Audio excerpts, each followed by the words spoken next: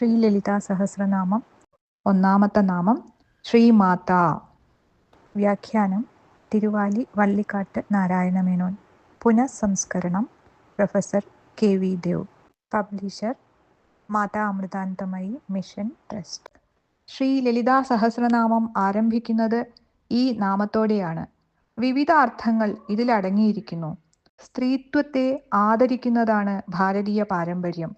അർദ്ധനാരീശ്വര സങ്കല്പം അതിൻ്റെ മികവുറ്റ ഉദാഹരണമാണ്. ശക്തി, വിദ്യ, ധനം എന്നിവയുടെ അധിഷ്ഠാന ദേവതകളും സ്ത്രീകളാണ്.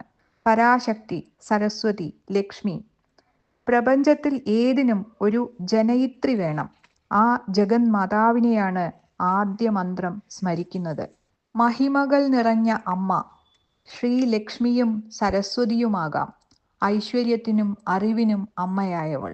ശ്രീ, ധാത്രി, വർഗം, ജയം, സൗന്ദര്യം, ആഭരണം, ഉന്നത സ്ഥാനം, അഭിമാനം, രാജകീയ പ്രൗഢി, ബുദ്ധി.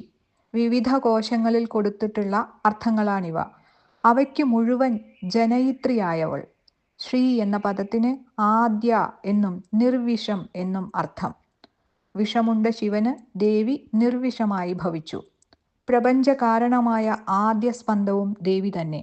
അങ്ങനെ നിർവിഷവും ആദ്യസ്പന്ദവുമായ അമ്മയത്രേ ദേവി. ലൗകിക വിഷയങ്ങൾ വിഷത്തേക്കാൾ ദോഷകരമെന്ന് ആചാര്യന്മാർ പറയുന്നു. ദോഷേണ തീവ്രോ വിഷയ കൃഷ്ണസർപ്പ വിഷാദപി വിഷം നിഹന്തി ഭോക്താരം ദ്രഷ്ടാരം ചക്ഷുഷാപ്യയം. കരിമൂർഖൻ പാമ്പിന്റെ വിഷത്തേക്കാൾ കടുത്ത ദോഷം ചെയ്യുന്നതാണ് വിഷയം. വിഷം അത് തിന്നുന്നവനെ കൊല്ലുന്നു, വിഷയമോ കാണുന്നവനെ പോലും കൊല്ലുന്നു.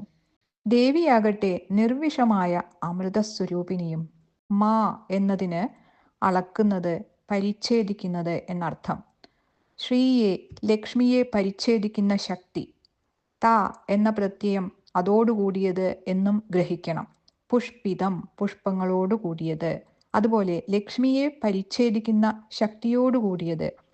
ലക്ഷ്മിയേക്കാൾ മികച്ച ശ്രീയോടുകൂടിയതാകണം. അതാണ് മോക്ഷം, അഖണ്ഡാനന്ദഘനമായ മോക്ഷം. ആ മോക്ഷസ്വരൂപിണിയത്രേ ശ്രീമാതാവ്. അമൃതമായ വേദമാണ് ശ്രീ എന്നൊരു പക്ഷം. ആ വേദത്തിന് മാതാവായവൾ. ബ്രഹ്മാവിന് 3 വേദങ്ങളുടെയും തത്വം ഗ്രഹിപ്പിച്ചത് പരാശക്തിയാണെന്ന് പുരാണം. ശ്രീ വേദമെങ്കിൽ മാ, മാതി, അളന്നു തിരിക്കൽ. വേദങ്ങളെ അളന്നു തിരിച്ചവൾ. താ പ്രത്യയമാണെന്ന് നേരത്തെ പറഞ്ഞു. വേദങ്ങളെ അളന്നു തിരിക്കുന്ന ശക്തിയോടുകൂടിയവൾ. വ്യാസന്റെ സ്വരൂപത്തോടുകൂടി അവതരിച്ചവൾ എന്നു താൽപ്പര്യം. ബഹുമാന്യമായതേതിനെയും ശ്രീ ചേർത്ത് വിശേഷിപ്പിക്കുന്നു.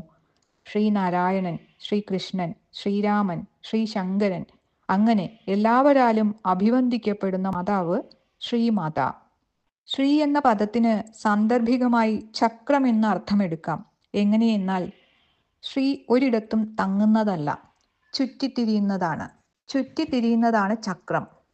ചംക്രമണാത് ചക്രം, പ്രപഞ്ചചക്രം, ജീവിതചക്രം എന്നൊക്കെ വ്യവഹാരമുണ്ട്. ശ്രീമാതാവ് ചക്രങ്ങളുടെ മാതാവാകാം. ചക്രങ്ങളുടെ മാതാവാണ് ശ്രീവിദ്യ അഥവാ ശ്രീചക്രം.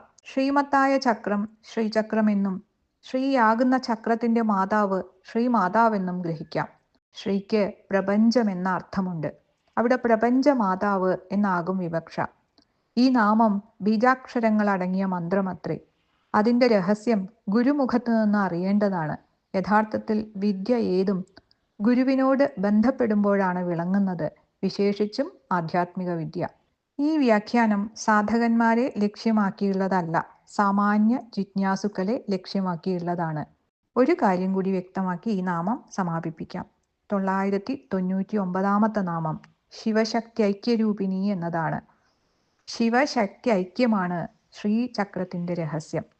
ശിവശക്തി ഐക്യരൂപമായ ശ്രീവിദ്യയെ ശ്രീമാതാ എന്നും വിശേഷിപ്പിച്ചു. 1000ാമത്തെ നാമം അമ്മയുടെ സ്വന്തം നാമമായ ലളിതാംബിക എന്നതും.